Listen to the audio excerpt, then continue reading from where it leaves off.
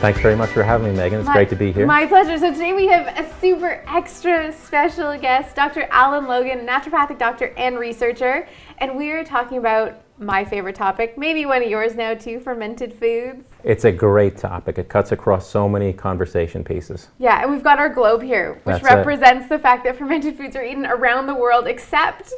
Well, there's little of them here in the upper America. part of the map over here. You're right about that. In fact, if you look at traditional dietary patterns, the ones followed by our ancestors, about a third of those foods are actually fermented. So it's a story of traditional diets, and it's also an ancient story as well. Right, and the challenge we've had here is that though in many cultures fermented foods are, like all their condiments are fermented, ours are sugar, like ketchup and that kind of thing. So how... For people who have no clue, they're thinking fermented foods, they might think of yogurt, maybe sauerkraut, but how do you define what a fermented food is? Well, fermented foods are actually not complicated by definition. It's essentially you've allowed microbes, or sometimes enzymes, to go to work at the carbohydrate components of foods. And it can run the gamut. It could be meats and fish and seafood, cereals. I mean, if you go to Southeast Asia, so many of the seafood dishes are actually fermented. But technically, it's just microbes going to work on the carbohydrate components of foods.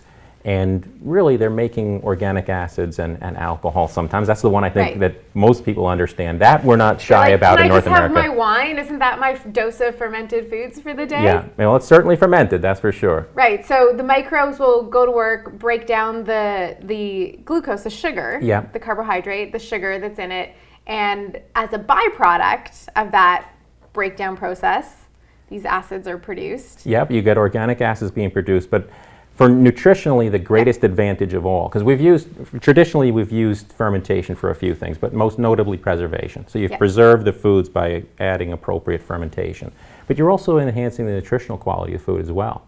For example, you're removing, as part of the carbohydrates that they would act upon, they're ones that we would have difficulty ourselves acting upon. But when the microbes go to work for us in fermentation, they liberalize important amino acids. The protein quality is improved. You're making it more nutritious. There's greater mineral content through fermented foods as well. Right. So I studied nutrition, I don't know, 8 years ago, roughly, was when I went to my formal training in it, which I guess was like the basic.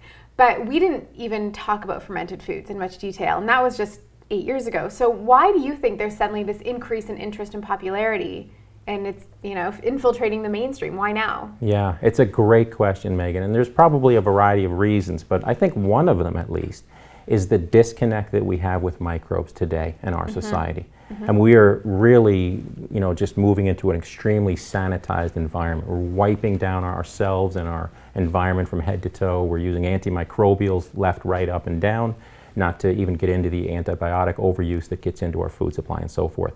So I think there's an increasing recognition that microbes are also good. Yeah. And we've turned our backs on them. We've turned our backs on them nutritionally as well. So what started as sort of a grassroots type of an effort, isolated kombucha brewing here and so on, somehow or another, as you said, in the last few years, you went from kombucha and these little isolated fermentation sort of hubs to Williams and Sonoma selling fermentation pots. So somewhere along the line, we've really taken this in towards the mainstream. And I think some of it has also emerged out of the growing awareness of, you mentioned it yourself in the beginning, fermented dairy products, yogurts in particular, kefir, we're starting to see an expansion there. And the research that supports those was sort of a catalyst to explore the way other fermented foods, non-dairy, could actually influence health and well-being as well.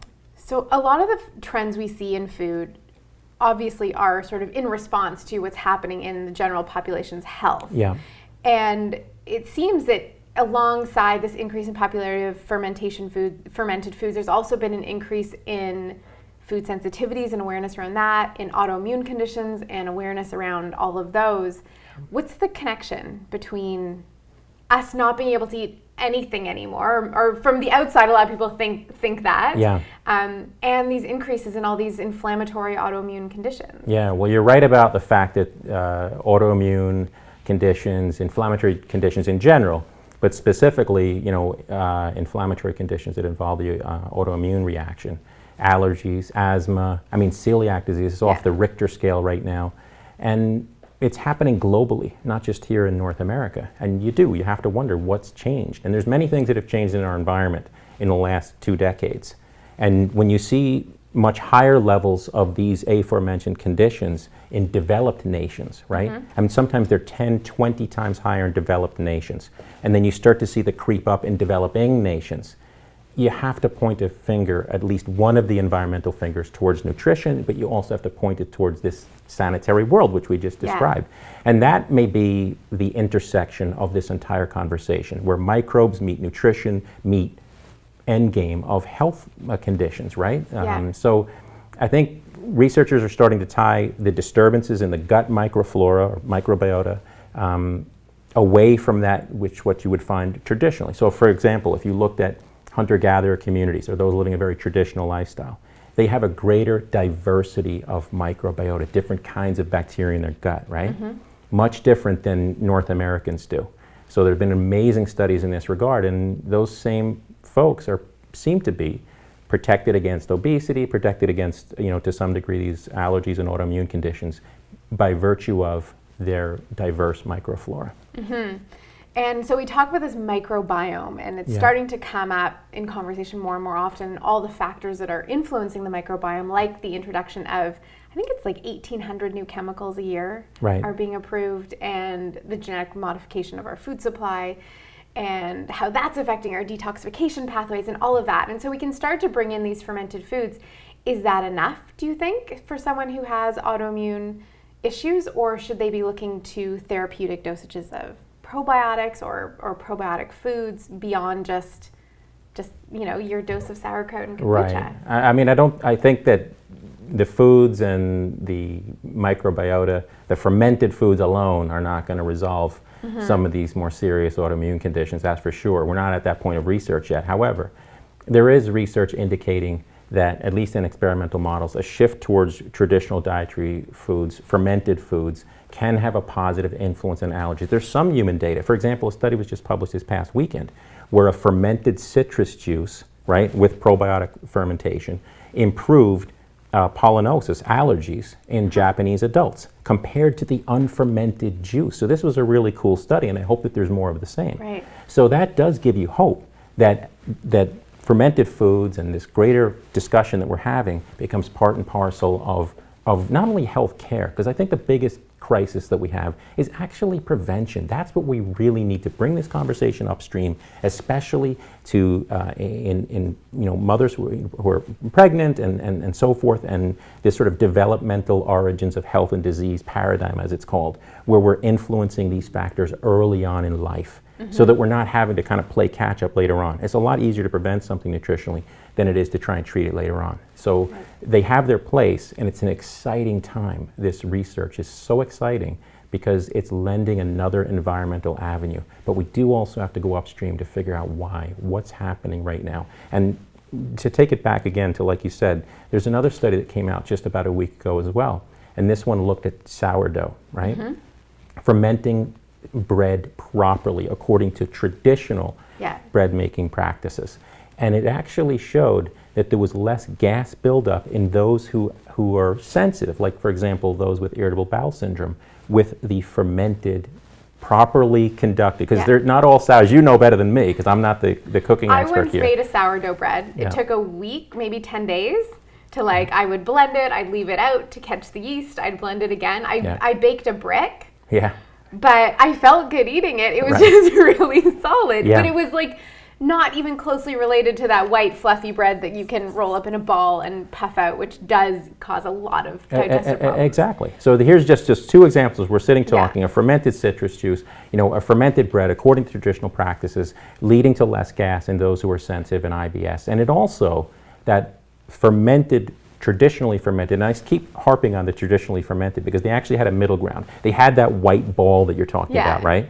Then they also had one that wasn't really done through traditional sourdough bread making. And then they had one that was really the full gamut, where they took their time, they did it properly. It was only the traditional sourdough that had a beneficial effect on growing the good bacteria in the gut.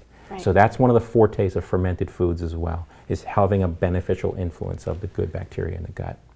When some people don't like fermented foods because our taste buds in North America have been so conditioned to have so much sweetness. True. And fermented foods, because that sugar's been broken down, has a natural sour taste to it. So if we want to really convince people that they need to start integrating some fermented foods into their diet every day, what are 3 benefits that people can expect or will start to notice or should be wary of? Because I know that sometimes people introduce fermented foods, they get a little gassier and they think that's a bad thing. Yeah. Which, depending on your company, it might be. But what are some of the benefits? What are 3 things people can look out for and expect to feel? Well, let's take the detriment off the table first, right? Because I think that's an important consideration. Yeah.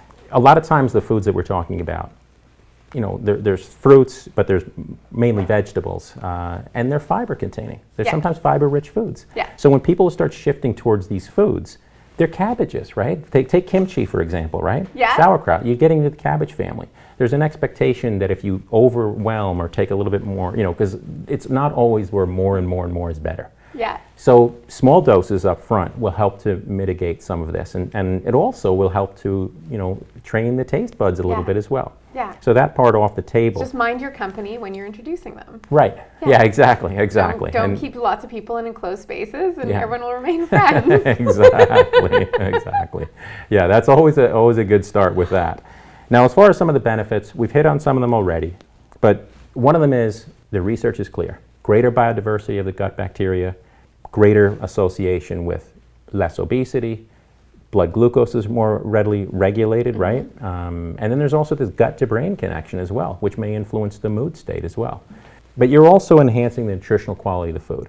That's a very, very important consideration, especially with protein sources. When you ferment beans, right? Take mung beans, for example. You are tremendously increasing their amino acid profile, and not only that, their bioavailability, this meaning the uptake, the absorption of those amino acids. It's really simple, actually. When the bacteria go to work for us in the fermentation of legumes, they're doing 2 things. They're increasing, as I said, the bioavailability of the amino acids, but they're also diminishing the likelihood that we're going to have those bad reactions, right? Yeah. Because they're tackling the fibrous components. They're removing anti-nutrients called lignins and phytates, right? Yeah. Imagine those as, and you know this, but for the audience as well, imagine them as a cage around the nutrients within legumes, the protein components. You're helping strip those off, remove them. Those sort of steel cage components are the very ones that cause us the discomfort in the gut. Right. So you're helping with that as well. Right, and it will also reduce sensitivity to them because you're aiding in that digestive process, that there's less for your body to react to in its simplest form. Exactly. And then the third component to me, on top of the others then, would just be, other vitamins and minerals and various healthy components. Because I think, to me, the general argument is if you try to make an effort to incorporate fermented foods, by and large, as a surrogate, you're increasing the likelihood that you're going to take healthy foods to begin with. Yeah. And I think it's important, too, to note, because a lot of people, especially in our culture, it's like, oh, if a little bit's good, I'll eat the whole jar. Right. And that's not really the case. No, and it's not necessary either. Yeah. No, but to have small amounts ongoing throughout the day, every day, instead of, you don't need to sit down to a jar of sauerkraut to make up for lost time. Exactly. You just want to have regular amounts. So what are your favorite? Well, I'm not a complex guy in that sense. So you already hit on some of my favorite. I love miso, and miso can be added almost as a condiment as well. You can put it in so many different things. So that would be one of the more sophisticated forms of fermented food. I love kimchi as well, the Korean fermented cabbage, because it's a bit spicy, which I like. And then I indulge in fermented dairy quite a bit. Yeah. I can't do regular dairy, but if you give me a good Greek yogurt, I'm quite content with that. Okay, I have a question for you that wasn't on the list. Sure. But tempeh is a fermented food said to have probiotic properties, but you cook it. Yeah. So are you killing the active bacteria in that case? Yeah, I mean, you're right in the sense that you can ferment things and then warm them up and so on. And even though you may be losing some of the live microbes, there's an increasing body of research that's showing that even the non-living structural components of microbes are actually influencing the human immune system. There's a wealth of research on this now, on heat-killed microbes and so forth, still having benefit. So if you enjoy these foods and then there's heat applied to them, it doesn't necessarily mean that you've wiped off all of their benefits. Because a lot of the research actually on probiotics in general, it's not predicated on them actually sticking and growing and really causing tremendous shifts in their population, right? You could take certain probiotic strains and they may have benefit in various endpoints, right? Gut health, what have you. But you don't need them to have a massive colony in your gut of them. It seems to be, as long as you're taking, that effect is still present. And the same is true of dead microbes as well. Huh, good to know. I've always wondered that. So I love that, there's these companies making products that make it so much easier for people to get fermented foods in. And I love the Genuine Health fermented greens and the vegan fermented proteins plus. What should people be looking for if they're looking for a supplement or a smoothie product that is fermented to sort of ease that food into their diet? Yeah, well, just as we've said that this is one of the most exciting things that happen sort of nutritionally in general in terms of a hot button item, the same thing is true of supplements. There's tremendous research coming out right now. You mentioned the Vegan Proteins Plus. Research shows that fermenting those ingredients that would be within there, I think there's 7 different proteins within there, you're enhancing the nutritional quality. You're increasing the likelihood that the amino acids will be absorbed. You're diminishing the likelihood that there'll be sensitivity. So that to me is a game changer in terms of supplementation and so forth. There's other research coming out on fermented anti-inflammatory ingredients, like the likes of turmeric, right? Being profoundly more effective in the fermented form. There was one study, albeit in animals, but it showed that when they took fermented ingredients that have known anti-inflammatory properties, right? So this was not sort of mystery. They knew that these ingredients, these botanical ingredients, already had anti-inflammatory properties. But when they compared unfermented compared to fermented, there was a 20% greater anti-inflammatory activity in the animal model with the fermented compared to the unfermented blend. There's research coming out now on echinacea being more effective in fermented form. There's a whole wave, I believe, around the corner of taking advantage of the benefits that microbes can, bring, whether it's to fermented protein formulas. So it's really nice to see, these starting to emerge right now, because the science supports, their emergence. Yeah, and I always feel that when it starts that upswing in science and upswing in mainstream, it's like, we really need it.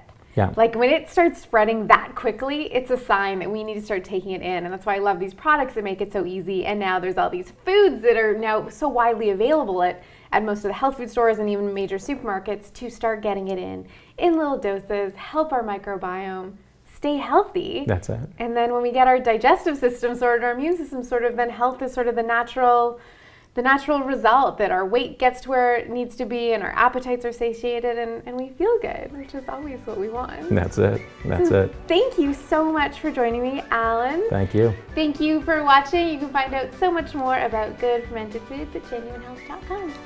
Bye.